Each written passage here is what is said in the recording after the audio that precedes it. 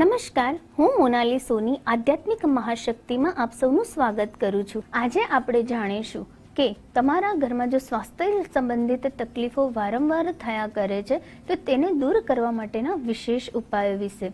સર્વપ્રથમ જ્યારે ઘરમાં નકારાત્મક શક્તિઓ વધી જાય છે અને તમને વારંવાર સ્વાસ્થ્ય સંબંધિત તકલીફોનો સામનો કરવો પડે છે ત્યારે કેટલાક વિશેષ ઉપાયો કરીને ચોક્કસથી તમે તમારા સ્વાસ્થ્ય સંબંધિત તકલીફો દૂર કરી શકો છો। કેટલીકવાર વ્યક્તિના કુંડલીમાં પણ કેટલાક પ્રકારના અશુભ ગ્રહોનો સંયોગ થતો હોય, કેટલાક શાપિત યોગથી વ્યક્તિ પીડાતો હોય તો પણ વ્યક્તિને વારંવાર સ્વાસ્થ્ય સંબંધિત તકલીફોનો સામનો કરવો પડે છે।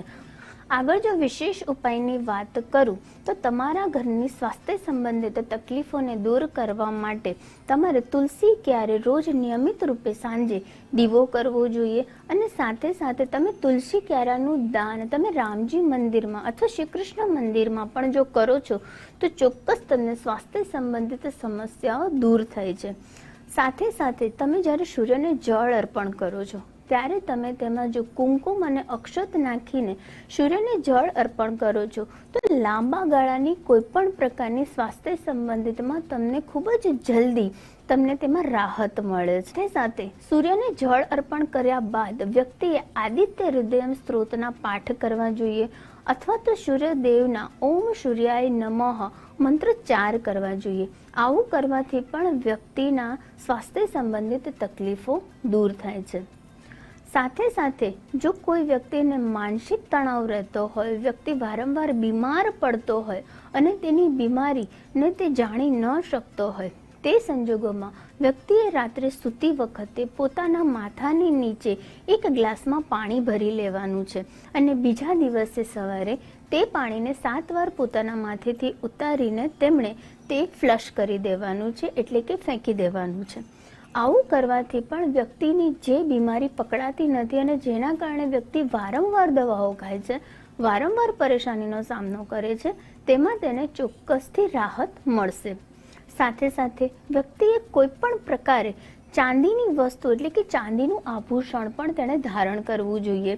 ચાંદીના ગ્લાસમાં પાણી પીવું જોઈએ કારણ કે ચાંદી એ શીતળતા પ્રદાન કરે છે, ઠંડક પ્રદાન કરે છે અને તમારી કુંડળીમાં રહેલા ચંદ્રને તે ખૂબ જ સારો મજબૂત બનાવે છે। માટે તમે ચાંદીના જો કોઈ પણ આભૂષણ પહેરો છો અને ચાંદીના ગ્લાસમાં જો તમે પાણી પીવો છો તો ચંદ્ર તમારા મજબૂત થવાથી પણ તમારા આરોગ્યલક્ષી તકલીફો દૂર થશે।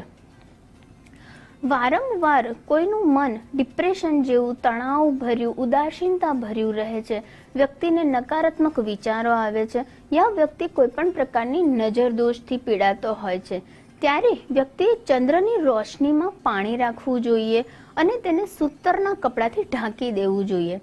થોડા કલાકો બાદ તે પાણીને તેણે પીવું જોઈએ। આવું કરવાથી પણ વ્યક્તિની કુંડળીમાં રહેલો જે અશુભ ગ્રહ છે અને સાથે કરીને તેને દોષ ઉત્પન્ન કરતા હોય તેવા ગ્રહો શાંત થાય છે અને ચંદ્રદેવ તેના ખૂબ જ મજબૂત થાય છે અને ખૂબ જ ઉચ્ચ પરિણામ તેને આપે છે।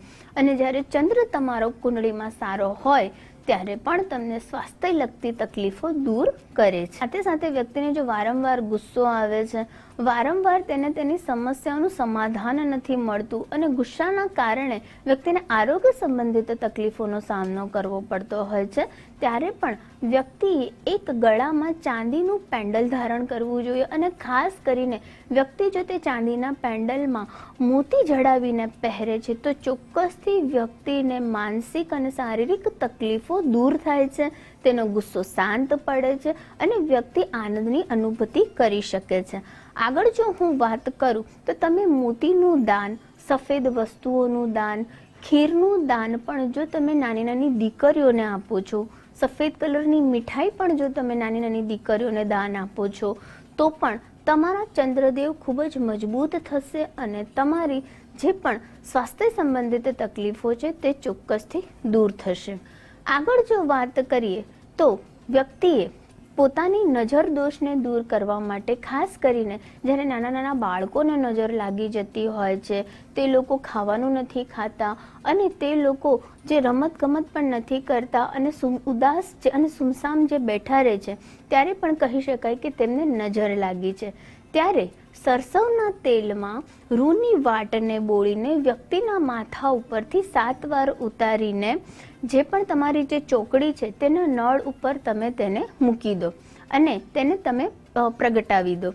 આવું કરવાથી જે તેની નજર છે તે ધીરે ધીરે કરીને ઉતરવા લાગશે.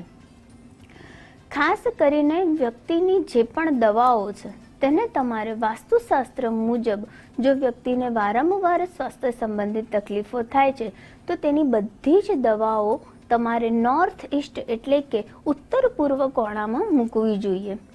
આ કરવાથી પણ વ્યક્તિની દવાઓ જલ્દી બંધ થઈ જશે અને તેની જે પણ સમસ્યા છે તેમાં તેને રાહત મળશે.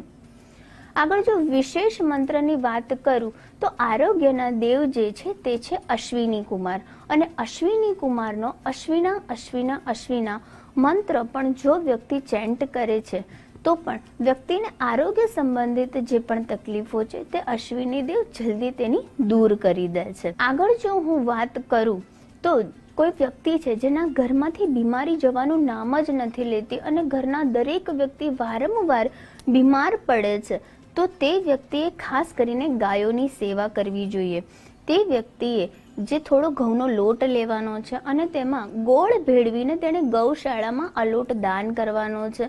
બને તેટલી ગાયોની સેવા કરવાની છે.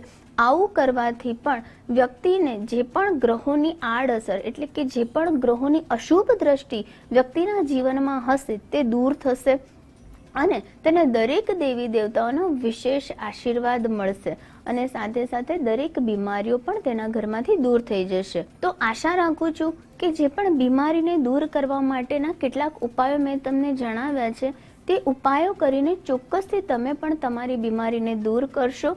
તે સાથે હું રજા લઉં છું. નમસ્કાર.